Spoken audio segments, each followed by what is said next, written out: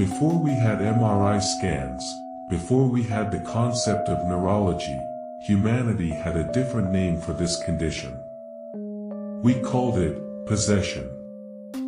For centuries, the left hand has been viewed with suspicion.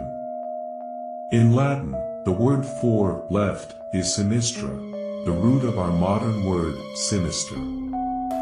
In many ancient cultures, the right hand was the hand of God, of blessing, of logic. The left hand was the hand of the devil, of trickery, of the unclean. Imagine being a peasant in the 14th century. You are pious. You pray daily. Yet, one day, your left hand begins to desecrate the holy icons in your home. It knocks over the candle. It refuses to make the sign of the cross. When you try to pray, it pinches you. You would not go to a doctor. You would go to a priest. You would believe, with absolute certainty, that a demon had taken residence in your limb. Historical texts from the Middle Ages are filled with accounts of demonic limbs that had to be bound or even amputated. We now suspect that many of these poor souls were actually suffering from strokes or tumors affecting the corpus callosum. They were tortured, exorcised, and burned at the stake, all because of a neurological glitch. They were the first victims of alien hand syndrome, dying without a diagnosis, believing their own bodies were portals to hell. It is a chilling reminder. The line between a medical diagnosis and a supernatural horror story is simply a matter of understanding the machinery.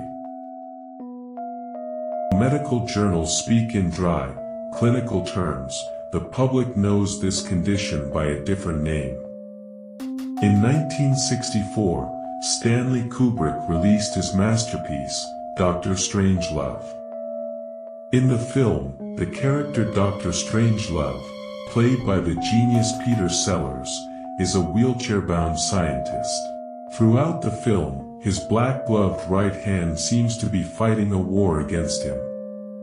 It tries to strangle him. It involuntarily snaps into a Nazi salute. He has to beat it into submission with his other hand.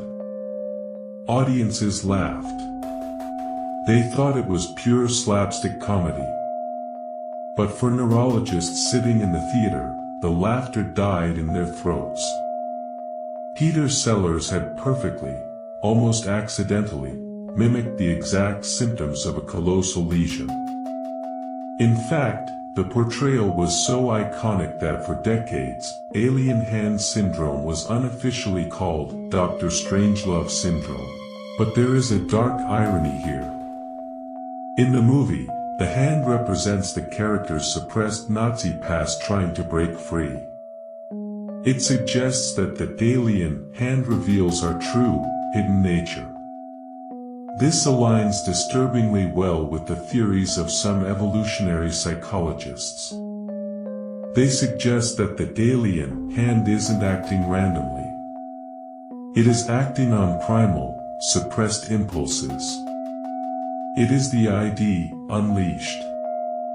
When Dr. Strangelove's hand tries to salute, or when a patient's hand tries to punch someone, is it a glitch? Or is it the truth that the polite, civilized left brain is trying to hide? To truly understand the rebellion, we must understand the chain of command. Movement in the human body is not a democracy, it is a military hierarchy. At the top, you have the supplementary motor area, or SMA, located in Brodmann Area 6. Think of the SMA as the general. It plans the strategy. It says, we will pick up the cup in 3 seconds. Below it, you have the primary motor cortex, or M1. This is the soldier. It doesn't plan, it just executes the order to contract the muscles.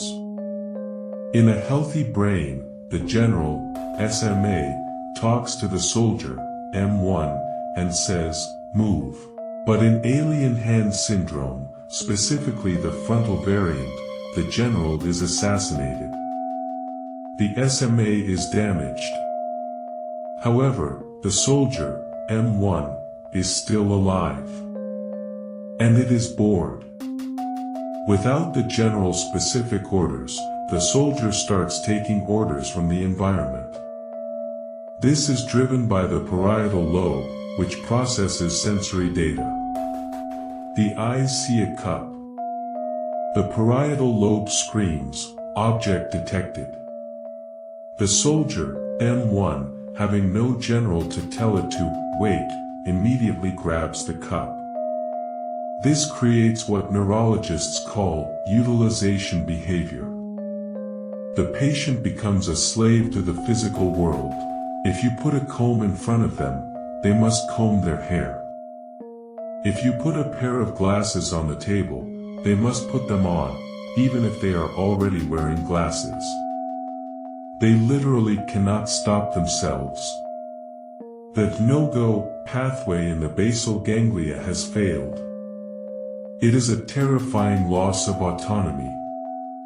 You are no longer an agent acting on the world is acting on you.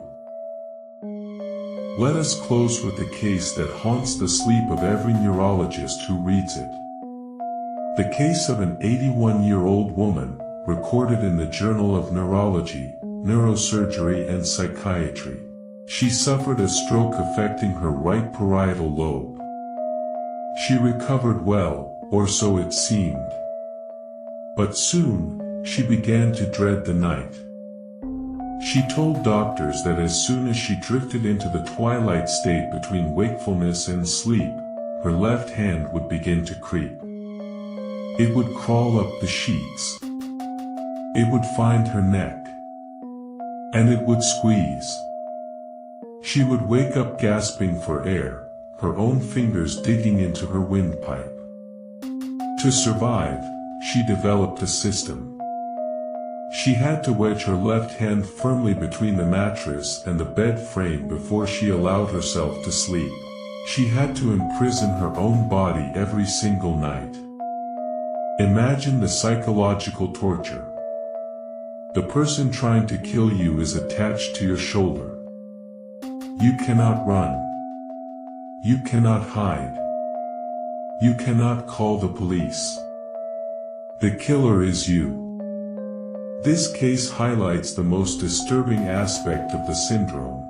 The alien hand often exhibits oppositional behavior. It doesn't just do random things, it often does the opposite of what the patient wants. The patient wants to live, the hand wants to kill. The patient wants to be polite, the hand makes obscene gestures. It leads us to the darkest question of all. Does the alien hand hate its host? Or is it simply a biological machine that has lost its moral compass?